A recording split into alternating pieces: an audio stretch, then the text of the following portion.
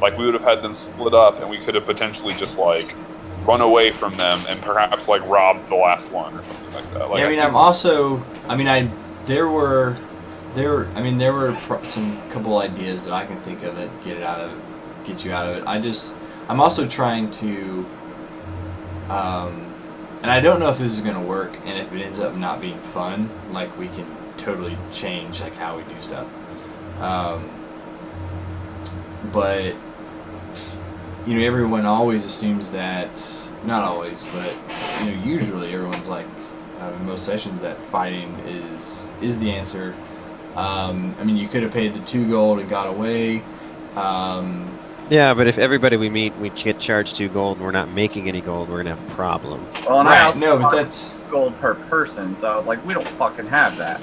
No, but like there is, I mean, there was like some other things you could have done, like you could have like hid your gold and just like, you know, they would have like roughed you up some, or you know, they wouldn't have like killed you or anything, and you know, they would have like, you know, kicked you and be like, get out of here, don't come back unless you have, you know, money to pay us, you know. So I mean, there's a like, you know, like a lot of different things that you could have done. All I know is we need like a Rocky montage where we beat up a lot of rats to need one.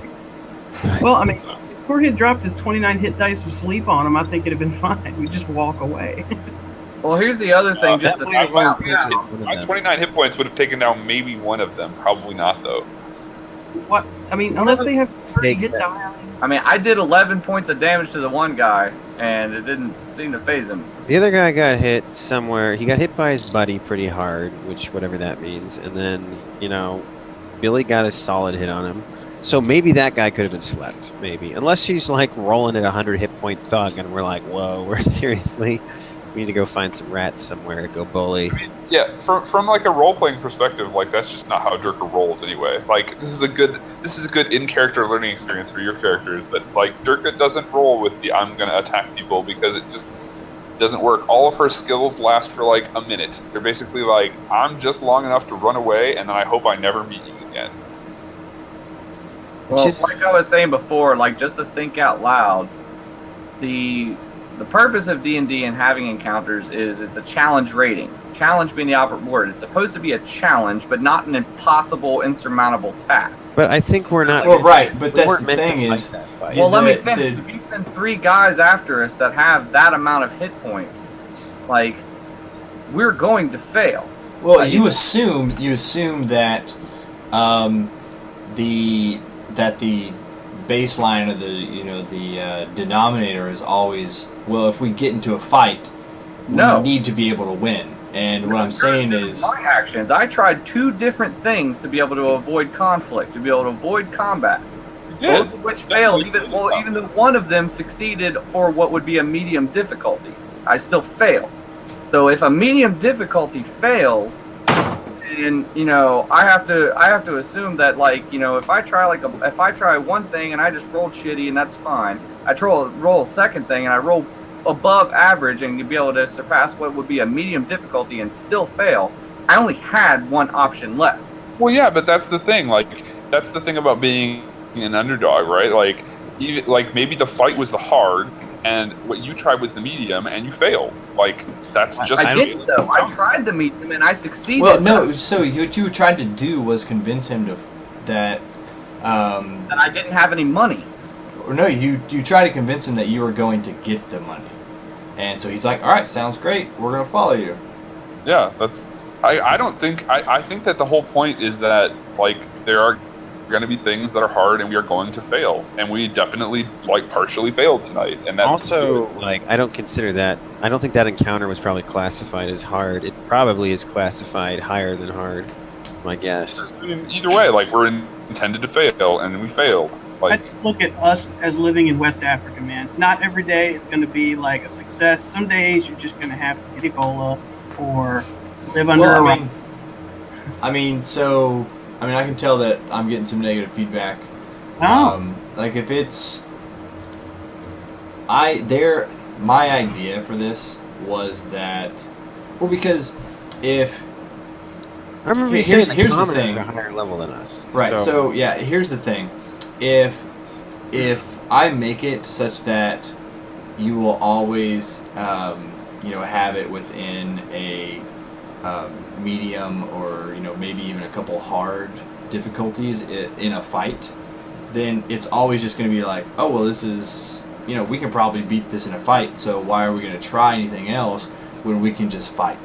And that's what I'm trying to get, is to be like, oh well shit, there's going to be a lot of times where we fight and we're going to lose, so we need to try other things. So is your goal then for this to be, even though Roll D20 is definitely much more catered towards the grid system and using combat, to be low combat? I'm not trying to make it low combat. There will be plenty of combat. The way that I'm feeling like it's going is that you're going to encourage us to do as many actions that would not result in combat, which is going to make that's maps for no reason. That's we had the combat the first session though. Yeah, that's not true. It's just I'm trying something new that is like in all, like I said it 3 times, the session, a lot of the campaigns are, it's the DM sets up the combat session and the players come in and just do the combat session, and you're expected that 99% of the times you're going to win the combat session, and it's pretty cool, like you get to fight and kill some stuff. I'm trying to make more of a situation where, like, well shit, we don't know, like I don't want people to just assume that when we get into a fight that we can win it. It's fine. I mean, this was a learning session. I'm drinking the Kool-Aid right now. I love it. So you're not gonna get. I don't totally understand how we're gonna progress, but I see what you're doing. So then it's just up to you to create. And I mean, this is something that I have, like, I've never done it before. Like I only did the here's the fight it out kind of style, and so my skill level of DMing for stuff like this isn't as high as it could be, but I mean, I'm hoping that that's something that that I get better at, and I'm hoping that as the setting kind of gets settled in a little bit more, that it maybe makes more sense, and it seems like that it would be a little easier to understand, because I mean, I totally understand where it can be like crazy confusing, where like I have no clue what to do, and that's not fun. You like want to feel like you have an idea what what your options are, and what kind of a vaguely is this going to be easy, hard, or difficult, or whatever. So hopefully that gets settled down a little bit more, but I do want it to be like sometimes where stuff happens and you're like getting, like, a situation comes up and you're like, oh shit, I don't know if we can do this. Should we try something else? Like, I kind of want that, like, fear, I guess. So I don't know. I get that, and I'm not actually saying that you did anything wrong. Like, it was enjoyable and it's fine. But my point is that when you first started everything, you said that you wanted to put us in situations like that so we could try to think outside the box and try to do some things that are different to try to be able to overcome the encounter. I felt like I tried to do that as much as possible, and I kept feeling like no matter what, good roll or bad roll, this guy was on my ass the whole time. Well, I mean, that's what that. I mean, that was his purpose. That's what that guy's purpose was. When charmed and deceived, he still was on. Well, he was only charmed for 1 round, and he did like you. So, and he did give you the option to take 1 gold in a good time. There was but then you convinced him to, like, you convinced him to, like, that the money was in somewhere else and that you were gonna go get it, and he was like, okay, let's go. So I mean, that's why he followed you. If you'd have been like, well, I don't have any money, he'd have been like, let me check your pockets, and then if your pockets are empty, he would have like punched you in the gut real hard and been like, don't come back here unless you can pay for our protection or something. But in the D&D setting, we don't generally assume that. We assume that if we're being robbed and we don't have it, we're probably going to get killed. Well, right. So I mean, I guess that's something else that the setting Why would you assume that they were going to kill us? I never assumed that. I mean, they were being pretty menacing, and they were like, I mean, when I said I didn't have any money, and they said, "Oh, well, we're gonna have a problem," like. Yeah, but I mean, how many mob movies have you watched? The mob never kills you, so then they can't get any money out of you. Campaigns have you played in that somebody corners you for something and you don't give it to them and they don't outright attack you? Well, see, I mean, that's also. I mean, I'm that's. playing the role-playing side of it, not the meta I've played role-playing game for. Like, from a role-playing perspective, they were thugs in a mob, clearly, like, shaking people down. Yeah, I mean, that's what. I mean, I'm also trying to change that as well. Like, I'm trying less to. I'm trying less to be like, you know, okay, here's a monster, it's going to attack you. You know, they might not attack you, they just, you know, might. But, I mean, there is one thing that you can count on for sure. Like, if it's like a, you know, if it's like a monster, like not humanoid, you know, then it's probably, you know, fair game. I think we're not going to have an intelligent conversation with the zombies that try to shake us down. Right. You know what? I feel like we need to look these guys up, these dwarves that beat us up, and see if we can work for them, man. Like, go make some of that. Yeah, I like that tactic, Billy. That was funny. I'm completely actually open for that because I have burned the face of that guy in my mind forever. Yeah, man. And You want whenever I see him at a disadvantage, I'm going to shoot him.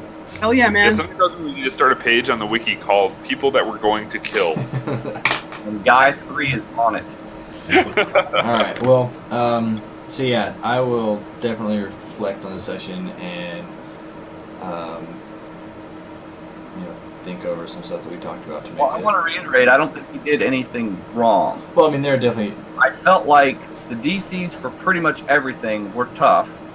I mean, to be able to deal plus 4 damage, I mean, that's supposed to be something we're not supposed to be able to achieve. Yeah.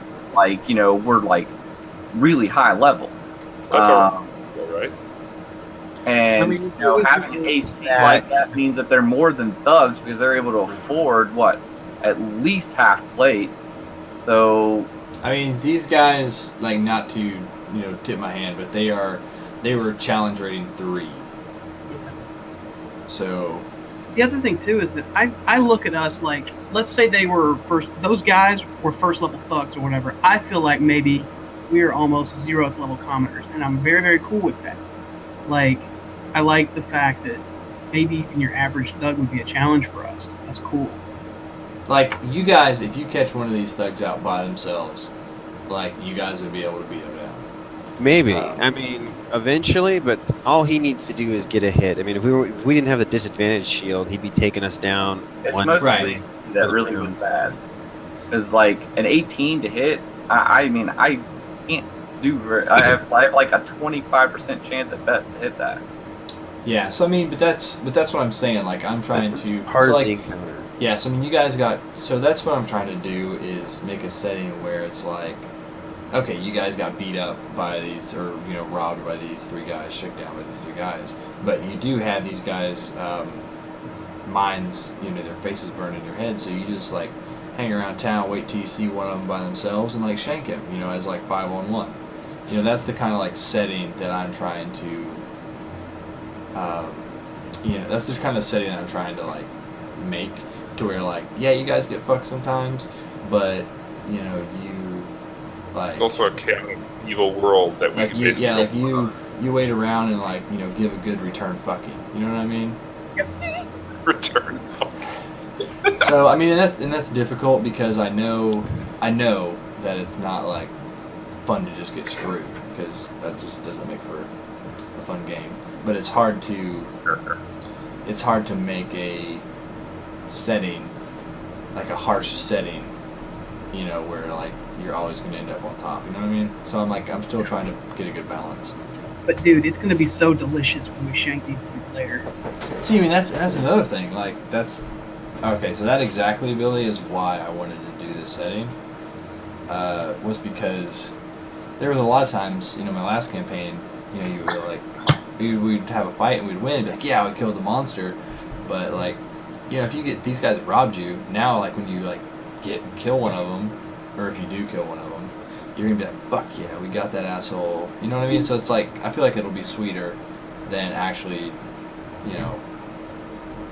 than the vice versa. So I don't know. Yeah. JJ, make sure next time we see him, he's also known as Guy One. Yeah. Okay.